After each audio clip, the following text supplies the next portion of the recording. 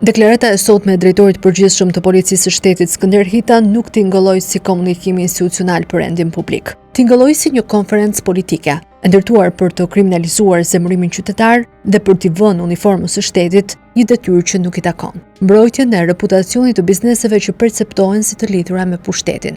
Protestuesit e Zvërnecit nuk kanë dalë dje në rrugë për të sulmuar turizmin shqiptar. Ata kanë ngritur zërin kundër një modeli ekonomik ku Bregdeti trajtohet si pronë private, një pakicë të lidhur me pushtetin. Forma e protestës së tyre ka qenë presioni publik, thirrjet ndaj bizneseve që mbështesin qeverinë dhe vlerësimet negative në platformat online. Mund të debatohet nëse kjo është mënyra më e mirë e protestës, mund të diskutohet nëse review-t negative janë të drejta, të egzageruara apo të padrejta. Por një gjë është e qartë. Në një vend demokratik, pakënaqësia qytetare nuk mund të trajtohet automatikisht si krim kibernetik. Ajo që bëri sot kreu i Policisë së Shtetit ishte shumë e rëndë se një deklaratë rutinë. Ai doli para publikut dhe foli për rrjet llogarish, aktivitet të koordinuar, dëmtim të reputacionit, interes ekonomik të vendit dhe forcë të ligjit, duke krijuar përshtypjen se qytetarët që kritikojnë bizneset të caktuara online janë tashmë në lupën e shtetit. Dhe kjo është e rrezikshme. Policia e shtetit nuk është zyrë marketingu për resortet, nuk është as agjenci PR-i për oligarkët, por nuk është as departamenti mbrojtjes së imazhit të qeverisë. Misioni i saj është rendi,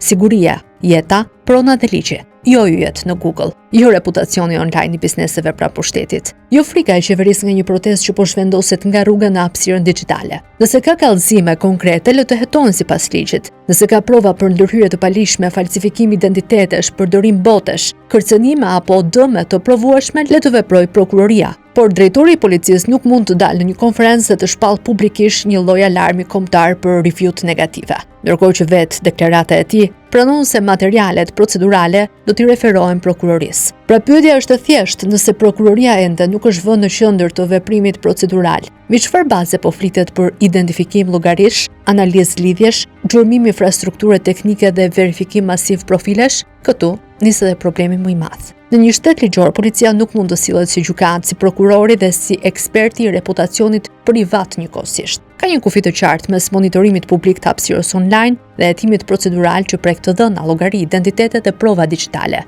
Kur një institucion policor flet për mbi 10.000 llogari dhe për profile të identifikuara, qytetari ka të drejtë të pyesë: kush e autorizoi këtë proces? Cili është roli i prokurorisë? A ka urdhra procedural apo po përdoret frika për krime kibernetike për të trembur protestuesit? Deklarata e kreut të policisë nuk ishte neutrale. Ajo nuk tha do të verifikojmë çdo kallëzim me kujdes duke respektuar të drejtën e shpresës dhe protestës. Jo, ajo zgjodhi një gjuhë alarmiste. E paraqiti reagimin online si kërcënim për turizmin, për ekonominë dhe për imazhin në Shqipërisë. Me pak fjalë, e veshi protestën me petkun e sabotimit kombëtar. Ky është një film i njohur. Sa herë qytetarët prekin interesat e mëdha, pushteti kujtohet për imazhin e vendit. Kur denoncohen betonizimet, thuhet se po dëmtohet turizmi. Kur sulmohen oligarkët me kritika publike, thuhet se po dëmtohet ekonomia. Kur qytetarët kërkojnë llogari për pronën publike, etiketa është gati, të organizuar, të manipuluar, të rrezikshëm dhe anti-shqiptar. Por Shqipërinë nuk e dëmton qytetarët që shkruan një review negative. Shqipërinë e dëmton kapja e shtetit. Shqipërinë e dëmton policia që duket më shqetësuar për imazhin e bizneseve sesa për të drejtat e protestuesve.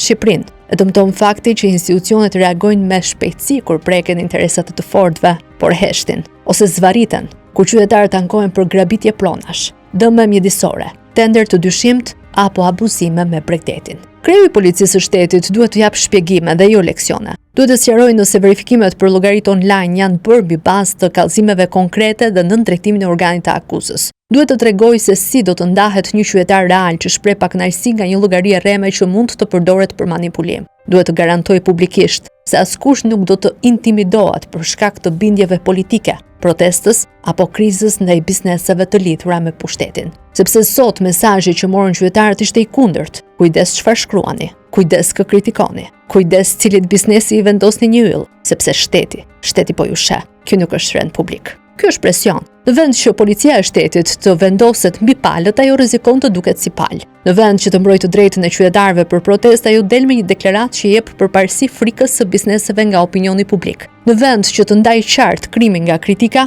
ajo i përzien të dyja në një paketë të vetme komunikimi, ku çdo veprim i koordinuar qytetar mund të interpretohet si kërcënim. Dhe kjo është arsyeja pse deklarata e sotme e Skënder Hitës duhet lexuar si sinjal alarmi, jo për review-t negative. por për mënyrën se si një institucion i sigurisë publike mund të përdoret për të disiplinuar pakënaqësinë qytetare kur ajo prek njerëzit e pushtetshëm. Policia nuk duhet të jetë zëri i oligarkëve, nuk duhet të jetë avokate e qeverisë, dhe as nuk duhet të jetë instrument për të ftohur protestën. Në një demokraci normale, qytetari ka të drejtë të protestojë, të kritikojë, të bojkotojë dhe të shprehë publikisht pakënaqësinë e tij. Nëse dikush kalon kufirin e ligjit, le të hetohet me prova, me prokurori dhe me procedurë. Por askush nuk duhet të trembet nga uniforma, vetëm pse i ka prishur rehatin një biznesmeni të afërt me kryeministrin. Sot kreu i policisë së shtetit nuk mbrojti rendin, ai mbrojti një narrativ. Dhe kur policia fillon të mbrojë narrativën e pushtetit, qytetarët kanë arsye të friksohen më shumë nga heshtja sesa nga protesta.